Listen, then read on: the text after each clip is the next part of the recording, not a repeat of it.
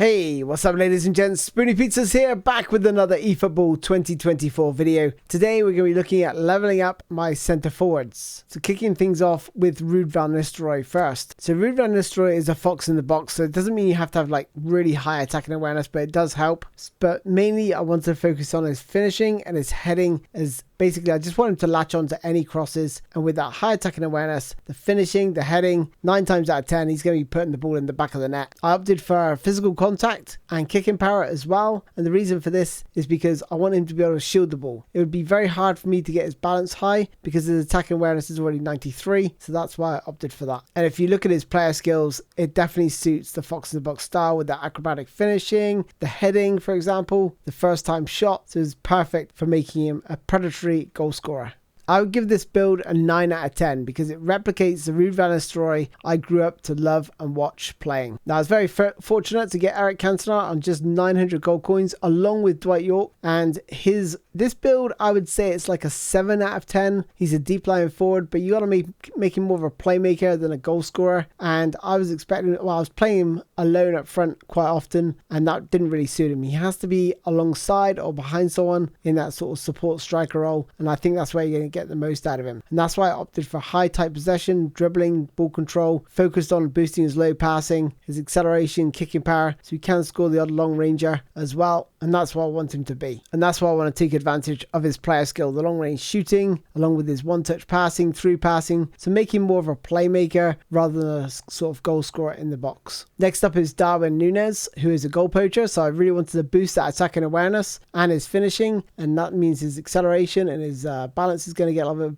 bit of a boost there as well, and I wanted that acceleration over that speed. He isn't the quickest dribbler, so he's not going to be able to run away with the ball, but he is going to be able to latch onto things in the penalty box very quickly, and this is actually a really nice build. I'm going to give this a 8 out of 10. Next up is Cristiano Ronaldo. So he is a goal poacher, centre forward, and what I wanted here again was a sort of similar build to Nistelrooy and have him, well, as you can see from his jumping ability 87, his finishing and heading 86 and 85, that makes him a real threat in the air, so any sort of crosses, but he can also latch onto the ball as well. He's got decent attacking awareness. Think about that +2 manager bonus as well. That's going to push it into the 90s, and you're definitely going to feel that difference between 89 and 91. And overall I really do like this build. It's not perfect, but I would say it's like a 7 out of 10. Next up is Dwight York, and he's a goal poacher, and this build really did surprise me. He's got really good acceleration and speed disparity. I do like the 8 points there. That sort of separation makes him feel really good on the ball. He has got pretty low balance, so I didn't expect much from this build, but he is a very predatory goal scorer, especially that attacking awareness at 95 and the 88 finishing, meaning sort of any first time shots in the box. He's got some really nice player ID. This build actually surprised me, like I said. I'm going to give this a 9 out of 10. Neymar Jr., the deep lying forward card that probably many of you have got now, and this is how I sort of spec'd him. Wanted to give him that sort of acceleration and speed disparity with high balance, good dribbling. His tight possession is a little bit low. How would I rate this build? I think I could have made him a little bit better, maybe reduced his acceleration and his attacking awareness and that balance, and perhaps boosted his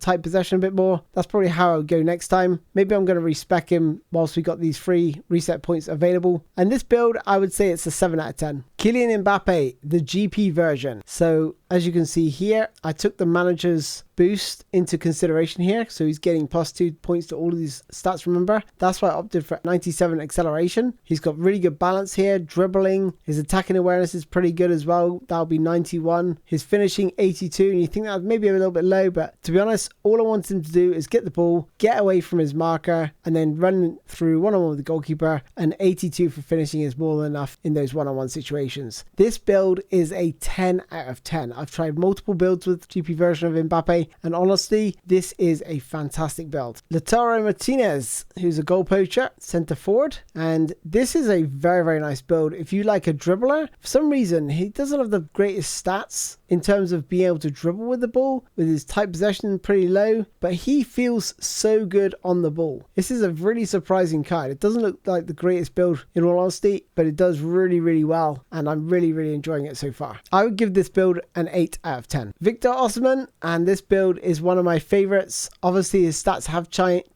changed ever so slightly. So this was a slightly older version of Osman, and I had a few more extra points to be able to put into some stats, and he has been so effective for me. Again, he's sort of one of these players that can do everything. Head the ball, he can finish, he's quick off the mark, but he's not very good in sort of close tight areas, as you can see with his low tight possession stats. So he's going to be a player you literally just hit the ball to, he runs onto it and he hits it 1 or 2 touch, bang, it's got to go in the back of the net. And with that physical balance or physical contact and the balance stats pretty high, that makes him a real threat and very hard to dispossess. I'll give this build an 8 out of 10. Thuram, I do like a dummy runner just to mix things up, and this build actually works really well. I was surprised that, you know, the stats don't look all that great, but as you can see there, 5 appearances, 4 goals. He's really banging the goals in for me, and he's making some terrific runs, pulling defense all over the place. So I do like the dummy runner playstyle, and I really think this really suits him, especially with that high speed. And I was actually surprised, and he just feels really good in the game. And I'm going to give this a build a 9 out of 10. Rasmus Højlund from Manchester United. This came from the Manchester United pack, and he's a goal poacher. And this build is the best build I've tried. I've tried multiple builds, but this is the best, and this is as good as it gets in my opinion. He's very sort of similar to MBAPPE. If you look at my sort of MBAPPE, and I'm going to give this build a 9 out of 10. The only reason he's not as good as MBAPPE is he simply lacks the player skills to